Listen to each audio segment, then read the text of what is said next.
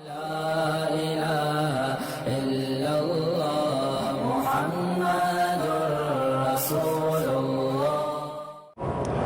نے حکم فرمایا کہ امانت میں خیانت نہ کرو۔ ایک تو امانت میں خیانت کا معنی ہوتا ہے کسی نے کوئی چیز امانت رکھی، آپ نے خیانت کی۔ ایک یہ بھی خیانت ہے کہ اللہ نے جو ہم پر فرائض مقرر کیے ہیں آدمی ان کو ادا نہ کرے، یا ادا کرنے کے اندر بھی حقوق اور ارکان اور شروط کی رعایت نہ کرے، تو یہ بھی خیانت ہے۔ تو اسی پہ مفسر رحمۃ اللہ علیہ فرماتے ہیں کہ امانت سے مراد وہ اعمال ہیں جو اللہ نے بندوں پر فرض فرمائے ہیں، گویا اللہ کی امانت ہے۔ لا تخونوا ای لا تنقصوها، اللہ کے وہ فرائض جو ہیں ان کو نقص پیدا نہ کرو۔ کیا معنی ہے کہ نماز تو پڑھ رہا ہے لیکن ٹکرے مار رہا ہے، نہ سجود کامل ہے، نہ رکوع کامل ہے، نہ قیام کامل ہے، تو یہ بھی خیانت ہے کہ اللہ تبارک و تعالیٰ کی نماز کو ان کے حقوق، ان کے شروط، ان کے ارکان کے مطابق ادا کرنا چاہیے۔ حتیٰ کہ ایک حدیث مبارک میں ہے کہ حضور صلی اللہ علیہ وسلم کی خدمت میں ایک صحابی نے آ کے سلام کیے، تو وہ نماز پڑھ کے آیا، سلام کیا، آپ نے فرمایا ارجع فصلی فإنک لم تصلی، واپس جاؤ دوبارہ نماز پڑھو، تمہاری نماز نہیں ہوئی۔ وہ عربی تھا، دیہات میں رہنے والا دیہاتی آدمی تھا، اس نے دوبارہ جا کے نماز پڑھی، پھر حاضر ہوا، ارجع فصلی فإنک لم تصلی، تمہاری نماز نہیں ہوئی، پھر پڑھو۔ اس نے پھر پڑھی، یعنی 3 دفعہ حضور نے فرمایا تمہاری نماز ارجع فإنک لم تصلی، گویا کہ تم نے نماز پڑھی ہی نہیں۔ تو چوتھی دفعہ پہ اس نے عرض کیا کہ یا رسول اللہ، میں تو اسی طرح جانتا ہوں، تو میں جتنی دفعہ بھی پڑھوں گا ایسے ہی پڑھوں گا۔ تو آپ نے فرمایا کہ نہیں، ایسے نہ کیا کرو، بلکہ ہر جیسے کہ اب تم رکوع میں جا رہے ہو تو رکوع اتنی حتیٰ تطمئن راکعا، بالکل تمہارا اطمینان ہو کہ میں رکوع میں ہوں، اور بالکل پشت تمہاری سیدھی ہو، اور تم اللہ تبارک و تعالیٰ کی تسبیح بیان کرو، سبحان ربی العظیم، اور ایک ایک حرف پہ نظر ہو کہ سبحان ربی العظیم، سبحان ربی، یہ نہیں کہ پتہ نہیں میں کیا کہہ رہا ہوں، یہ تو نماز نہیں ہوتی۔ پر میں اگر پھر رکوع سے اٹھو تو پھر کھڑے ہو جاؤ، اگر اکیلے ہو تو سمع اللہ لمن حمدہ، ربنا لک الحمد حمدا کثیرا طیبا مبارکا کما یحب ربنا ویرضی، پھر رکو سجدے میں جاؤ۔ یہ جو تم اللہ اکبر اللہ اکبر اللہ اکبر نماز نہیں ہوتی۔ تو اس لیے اب خود آپ اندازہ فرما لیں کہ ہم جتنی نمازیں پڑھ رہے ہیں کیا وہ صحیح معنی میں نمازیں؟ اچھا، خدا کی قدرت یہ ہے کہ دنیا کا معاملہ ہو تو آدمی کہتا ہے کہ میں اس کو زیادہ سے زیادہ بہتر انداز میں کروں،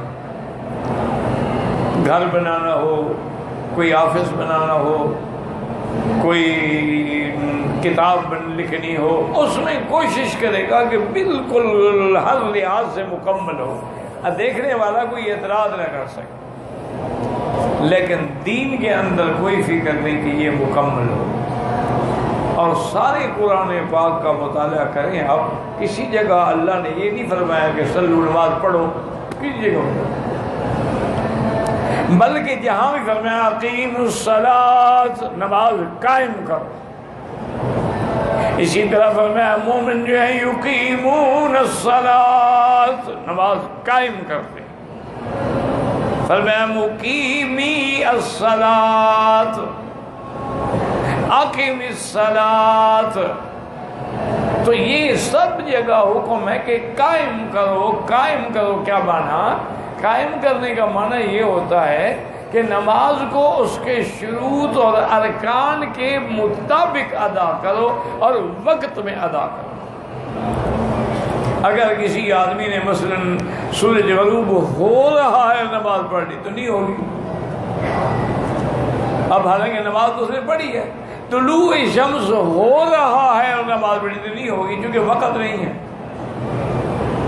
اگر اس نے فجر کے بعد فوراً ظہر پڑھ لی نماز نہیں ہوگی. ان الصلاۃ کانت علی المؤمنین کتابا موقوتا کہ تعیین ہے، اوقات مقرر ہیں، اور یہ نماز کے اوقات اتنے اہم ہیں کہ جبریل علیہ السلام خود آسمانوں سے اترے اور حضور کے امام بن کے انہوں نے آپ کو 10 نمازیں پڑھائیں. 5 نمازیں اول وقت میں پڑھائیں اور 5 نمازیں آخر وقت میں پڑھائیں. جیسے کہ یہاں عرب میں یہ ہر نماز اول وقت میں پڑھتے ہیں، اور ہمارے ملکوں میں احناف جو ہیں وہ ہر نماز آخر وقت میں پڑھتے ہیں. تو یہ اول بھی ثابت ہے، آخر بھی ثابت ہے، اور درمیان میں بھی وہی وقت ہوتا ہے نماز کا. دونوں حدیثوں میں موجود ہے، کسی پر اعتراض کرنے کی ضرورت نہیں ہے. تو یعنی نماز اتنی اہم ہے کہ ویسے جبریل بتا دیتے کہ نہیں، نماز پڑھ کے دکھلائی. اور اسی سے علماء نے مسئلہ استنباط کیا کہ تعلیم الاکابر عن الاصاغر، کہ بڑے چھوٹے سے پڑھیں. کیوں؟ اب حضور بڑے ہیں، جبریل تو ان کا خادم ہے، لیکن دین سیکھنے کے لیے بڑا چھوٹے سے بھی دین سیکھ سکتا کہ جبریل امام بنے اور حضور پاک مقتدی بنے، ورنہ حضور تو امام الانبیاء ہیں. اس کو کہتے ہیں تعلیم الاکابر عن الاصاغر، کہ بڑے بھی کبھی چھوٹے سے تعلیم حاصل کر لیتے ہیں. تو اس لیے ہمیشہ یاد رکھیں کہ یہ بھی خیانت ہے جو ہم نماز میں کرتے ہیں. اچھا، بہت سارے میرے بزرگ، میرے بھائی، اللہ پاک ہمیں بھی انہیں بھی ہدایت دے. یعنی میں تو حیران ہوتا ہوں، کبھی تو کوئی آدمی یوں کر کے نماز شروع کرے، یعنی دونوں ہاتھ کان کے اوپر رکھے ہوئے. اچھا، کبھی کانوں کو پکڑا ہوا ہے، کبھی کانوں سے یوں ہاتھ لگائے ہوئے ہیں. اچھا، کوئی اور جو ماڈرن لوگ ہیں وہ کھڑے کر کے اللہ اکبر، انا للہ و انا الیہ راجعون. اللہ کے بندے کچھ احساس ہی نہیں ہے کہ میں کیسے، جب نیت ہی غلط ہے تو نماز کیسے صحیح ہوگی. اچھا، کتنے لوگ ہیں تقریباً، یعنی اللہ کرے میری بات غلط ہو، میرا خیال ہے کہ 90% لوگ جو ہے سجدے میں جا کر دونوں پاؤں پیچھے سے اٹھا لیتے ہیں. جب سجدہ کرتے ہیں تو پیچھے سے پاؤں اٹھ جاتے ہیں. اگر پاؤں سجدے میں اٹھ جائیں تو نماز فاسد ہو جاتی ہے، کیونکہ حضور کی حدیث ہے کہ یسجد علی 7 اعضاء، 7 اعضاء ہیں جس میں تم نے سجدہ کرنا ہے. وہ 7 اعضاء کون سے ہیں کہ تمہارے 2 گھٹنے ہیں، اسی طرح 2 پاؤں ہیں، 2 ہاتھ ہیں، 6 ہو گئے، 1 چہرہ ہے. تو یہ 7 اعضاء ہیں جن سے سجدہ مکمل ہوگا. اگر ان 7 اعضاء میں اس نے کوئی اعضاء کو زمین پہ نہیں رکھا ہے تو سجدہ نہیں ہوگا. اگر ایک اعضاء کو اٹھا لیا ہے تب بھی جو اعضاء 7 پہ سجدہ نہیں ہوگا. تو اس لیے ہمیشہ خیال رکھا کریں. اچھا، بہت سارے میرے بھائی، میرے بزرگ نماز شروع کرتے ہیں نا، خیال نہیں کرتے کہ انگلیاں ہماری کدھر ہیں، یوں ہیں. نہیں، ان کو کعبے کی طرف ہونا چاہیے. جیسے تمہارا رخ کعبے کی طرف ہو، تمہارے ہاتھ بھی اور انگلیاں یوں نہ ہوں، ملی ہوئی. اور اسی طرح جب تم کھڑے ہوتے ہو تو پھر یہ دایاں ہاتھ بائیں ہاتھ پہ ہو. اور پھر ہاتھ باندھنے کے بارے میں جو حدیثیں ہیں وہ تحت السرہ بھی ہیں، ناف سے نیچے بھی، ناف کے اوپر بھی. ایک روایت میں سینے پر بھی آتا. لیکن سیدنا علی رضی اللہ تعالیٰ فرماتے تھے من السنت ان یضع یمینہ علی شمالہ تحت السرۃ. سنت یہ ہے کہ دایاں ہاتھ بائیں پہ رکھے اور ناف کے نیچے ہاتھ باندھے. تو اس لیے ہمیشہ یاد رکھو کہ سنت میں اور حدیث میں بڑا فرق ہوتا. جس کو بہرحال علماء تو خیر ہم ان کے جوتیوں کے غلام ہیں. جو آج کل ہمارے نوجوان طبقہ ہے نا ماشاءاللہ، جو 2 کتابیں پڑھ لیتے ہیں اور وہ بھی اردو ترجمے والے، اور اس کے بعد جناب وہ خود کو پتہ نہیں کیا سمجھتے ہیں، وہ علامہ کوئی پتہ نہیں کیا کیا. ایک آدمی آیا تو اس نے مجھے کہا کہ حضرت یہ حدیث جو ہے بخاری شریف میں ہے، آپ اس پر عمل نہیں کرتے ہیں. میں نے اس سے کہا، میں نے کہا بھائی دعا کر. میں نے کہا بھائی کیا کسی سے بحث کرنے کا کوئی فائدہ نہیں نا، کیونکہ اندازہ ہو جاتا ہے نا یہ مسئلہ سمجھنا چاہتا ہے یا جھگڑنا چاہتا ہے. میں نے کہا ٹھیک ہے دعا فرمائے اللہ ہمیں توفیق دے. انہوں نے پھر کہا حضرت بخاری شریف کے اندر حدیث ہے آپ عمل نہیں کرتے. میں نے کہا اچھا ایک منٹ، اگر مجھے بخاری شریف کتاب کا نام صحیح بتا دو نا تو میں آج سے تیرے کہنے پہ عمل کروں گا. کتاب کا کیا نام ہے؟ اس کا نام بھی نہیں ہے. بخاری شریف کو کتاب کا نام ہے. خدا کا خوف کرو. وہ تو امام صاحب چونکہ بخارا کے رہنے والے تھے، وہیں پیدا ہوئے تو نسبت ہو گئی بخارا کی طرف. جیسے مکے والوں کی نسبت ہو گئی مکی کی طرف، مدینے والوں کی ہو گئی مدینے کی طرف، یمن والوں کی ہو گئی یمانی کی طرف. تو یہ تو ایک نسبت تھی کہ بخارا کی طرف آپ کی نسبت ہے کیونکہ آپ پیدا وہاں ہوئے ہیں. ابو عبداللہ محمد ابن اسماعیل البخاری ان کا نام ہے. ہمارے یہاں کے بھائی جو ہیں ان میں 80% ان کا نام بھی نہیں جانتے. اس امام بخاری بھئی اللہ کے بندے، ان کا نام امام بخاری تو ہے نہیں، نہ کتاب کا نام بخاری ہے. کتاب کا نام الجامع الصحیح ہے. امام صاحب کا نام ابو عبداللہ محمد ابن اسماعیل البخاری ہے. بخاری تو نسبت ہے.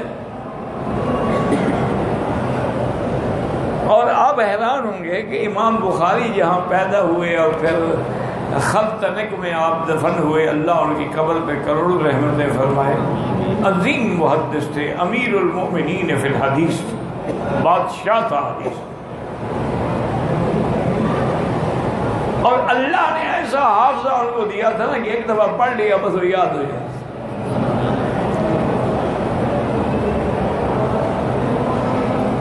اسی لیے انہوں نے ہزاروں حدیثوں میں یہ الجامع الصحیح جو کتاب ہے اس کے لیے انہوں نے 1000 حدیثوں کا مطالعہ کرنے کے بعد یہ 6000 حدیثیں منتخب کی ہیں. اور یہ 6000 بھی متکررات ہیں. اگر متکررات کو حذف کر دیا جائے تو 6000 بھی نہیں بنتی، 4000 کے قریب جا کے بنے گی. یعنی ایک حدیث کو آپ نے کئی مقام پہ ذکر کیا ہے تو متکرر ہو گئی. حدیث تو ایک ہے. تو یہ جو ہے نا جی اللہ تعالیٰ ان کے یعنی اتنا بڑا حافظہ، جن کا حافظہ دنیا میں ضرب المثل تھا. تو میرا بھائی، میرا عرض کرنے کا مقصد یہ تھا کہ خدا کے لیے ایک چھوٹی سی نماز کی کتاب لے لو، اس کو تم 5-10 دفعہ پڑھو اور پھر پریکٹیکل طور پہ آزمو. اچھا اب تو ماشاءاللہ باقاعدہ لوگوں نے نقشے بنا کے بھی کتابیں شائع کر دی ہیں کہ پاؤں کیسے رکھنا. یہ ہے کہ اگر نماز مثلا کھڑے ہو، پاؤں ادھر ہے ایک ادھر ہے، نماز تو نہیں ہوگی.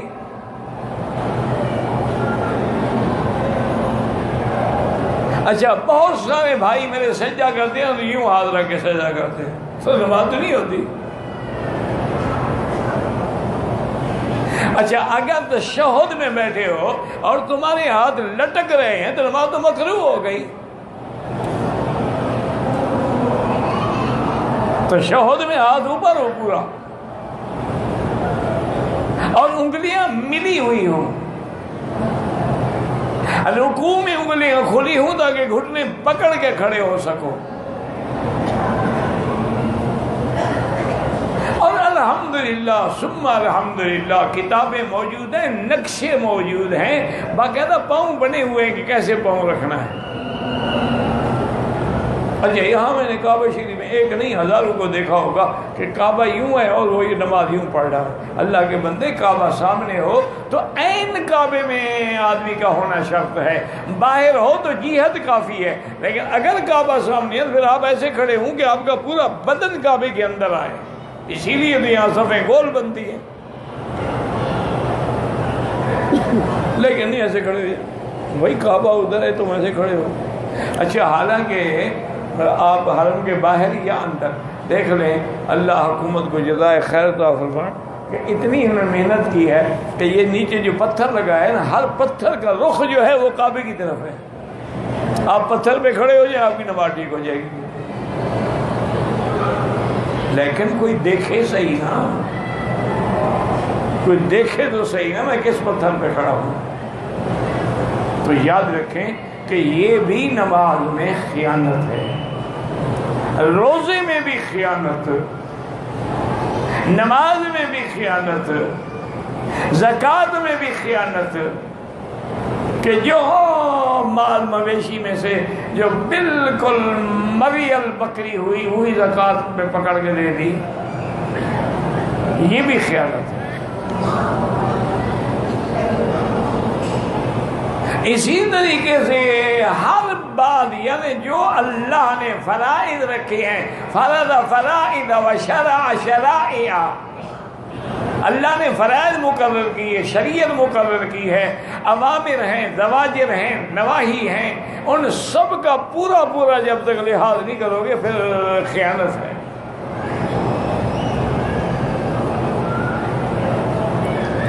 اسی طرح اللہ نے حکم دیا ان اللہ یامرکم بالعدل والاحسان. اسی طرح حکم ہے ان تؤدوا الامانات الی اہلہا. اسی طرح اللہ فرماتے ہیں مومنو لا تخونوا اللہ وتخونوا الرسول. اللہ سے خیانت، اللہ سے خیانت کیا معنی ہے؟ جو اللہ نے فرائض کیے ہیں ان میں خیانت کر رہے ہو تو گویا اللہ سے خیانت کر رہے ہو، اور جو دین میرے مدنی نے سمجھایا ہے اس میں کمی کر رہے ہو تو گویا اللہ کے نبی سے خیانت کر رہے ہو. اسی طرح اگر احباب کے امانات ہیں ان میں بھی خیانت نہ کرو، مال میں بھی خیانت نہ کرو. اور علماء نے لکھا المجالس بالامانات، اگر ایک مجلس میں بیٹھے ہو چند دوست باتیں کر رہے ہو تو وہ بات مجلس کی باہر نہیں کر سکتے ہو، یہ بھی خیانت ہے جب تک وہ بندہ اجازت نہ دے.